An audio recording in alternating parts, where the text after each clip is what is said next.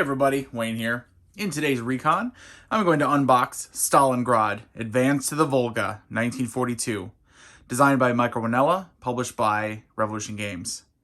This is Volume 1 in a new system or series of games, the Solitaire Area Movement Series.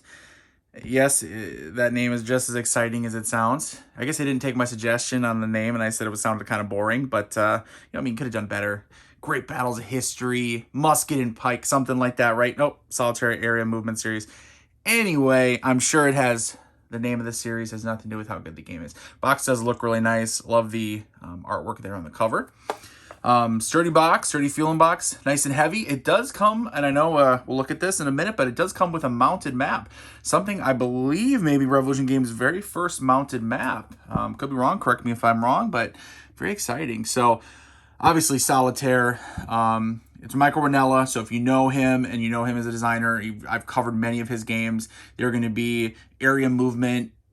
His past games have been, area impulse, certain amount of activations generally you get, and then it's going to switch to the other, your opponent. In this game, you're playing as the Germans against the Soviets. Soviets are on the defensive. You're, more mobile, kind of engaging in the offensive, just as it was historically. Let's see here. Let's kind of read a little bit. So, well, as I think anyone who's watching this knows, there can be little question. Stalingrad was one of the bloodiest and most decisive battles of the entire Second World War.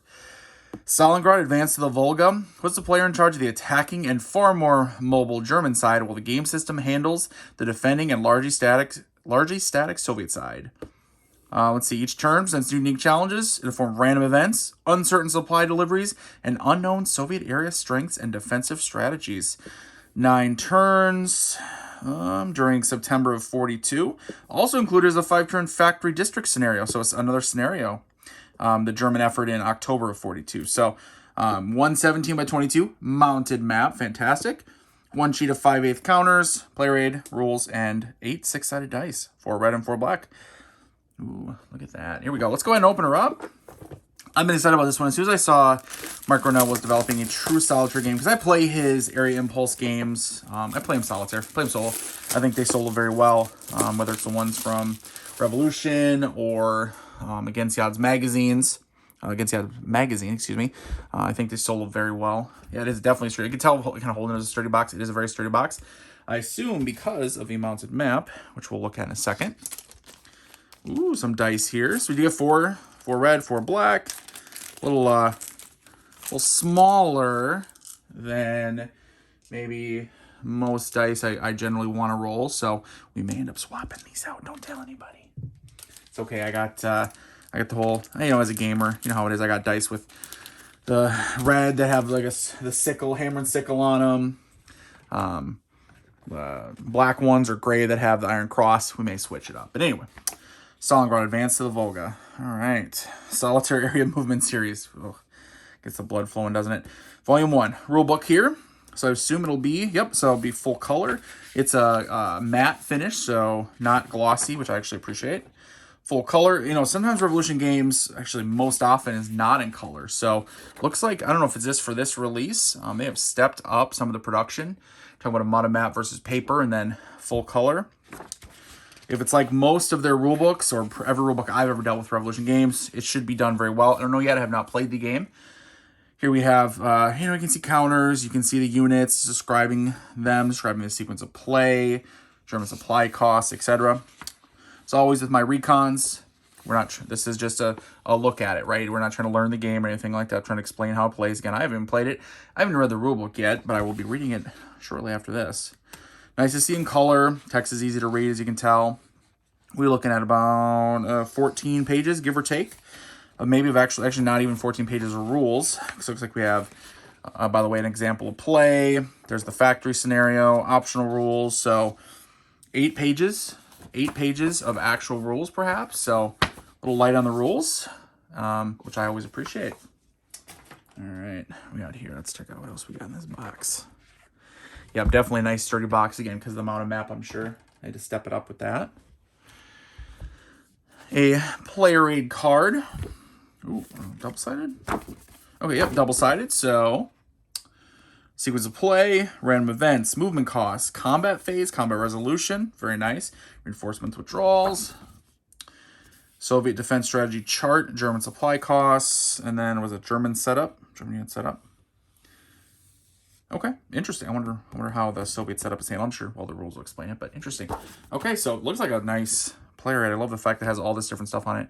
I end up making my own player aids half the time for these games, solo games that I'm playing, just because it prevents me from having to go through the rulebook a bunch. All right, we'll look at the counters, then we'll look at this map. I'm excited to check out the map. All right, so these are little brown core counters, again, 5/8 inch. As always, I'm filming in 4K, so we'll take a close look. If you ever need to pause it, you should get a nice, good, high-resolution view of the counters. Numbers are large and clear. Side silhouette on the armored vehicles.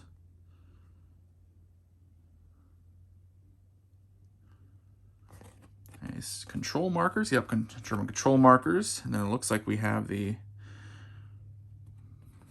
This be the different strength, perhaps, for the Soviet defenders. So, outside, yep.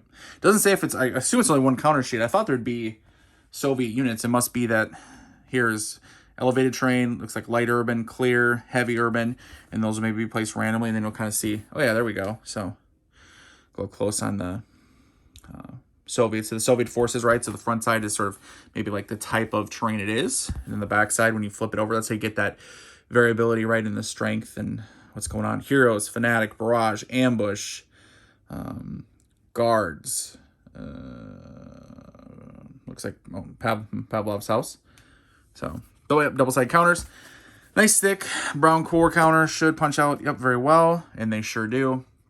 I've never had a problem with Revolution Games counters. Very nice. Yep, thick, durable. Should be great. All right, and finally, let's look at this map. Oh, I'm excited. I'm excited to get this one played, guys. Like, I want to fire it up right now. I don't know how to play yet. I want to fire it up. So, yep, full mounted map, wrapped style, very high quality, very nice looking. Do a little back bending of it. Whoa, don't break it. Oh, I would never do that. Ooh, just basically laying flat. I don't even know, it popped up just a teeny tiny bit. Really nothing. So, all right, so it is, taller than wider. Not ideal for a solitaire game because generally speaking, right, you're sitting at the base. You want to be able to reach it a little easier, right? If it's maybe a wider setup. So maybe, maybe, well, you can always play this way, but maybe set up this way. That way, a little bit easier to kind of reach everything from a sitting position. But anyway, I know, so the map, right, is based on was it pre-war German map, or maybe it was a German map used during the initial invasion, something along those lines. You can see kind of in the background, it's faded, the like yellow tan look, but it's nice, it's clear, it doesn't not interfere at all with the areas. You have the different, shapes, types of areas for terrain, area number up top, and then the terrain modifier in the bottom when it affects combat. Kind of looking through a little bit. Use support units. Stalingrad Advance to the Volga, 1942. So you can play on here as well. So it's also on the player aid. It's on the map. Nice. Turn track. Some looks like supply costs or something. Out of action, available support, and then morale record. I know so I read a little bit. I haven't read the rules, but a little bit about it is trying to achieve objectives. Morale is going to be dropping. German morale, excuse me. Keep track of that. It drops over time.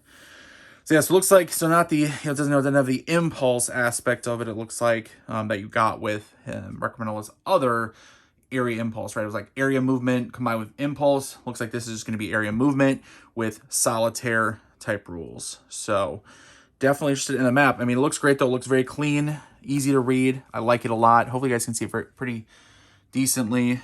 Gonna hold it up a little bit. I'm not going to zoom in that camera. I'll just have it hold up the map a little bit. Nice thing is it being mounted. It's super easy to hold up. You guys can get a little better, view of it. So very clean. And I know, map graphics. Charles Keebler, great job. I don't know if he did. I believe he did the counters as well. Let's see, counter art by Charles Keebler. Yep, and he always does an excellent job. So, all right, that's the back. This is Stalingrad Advance to the Volga, 1942. Volume 1 in the excitingly named Solitaire Area Movement Series, designed by Michael Rinella, published by Revolution. I will be covering this one on my channel, so if you're looking forward to that, they will be coming. Otherwise, if you play the game, if you're thinking about it, any thoughts, let me know. Please let me know below.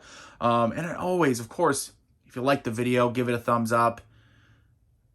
Subscribe to the channel if you haven't already, if you made it this far. And of course, I do appreciate everyone's support. But until next time, everybody, later.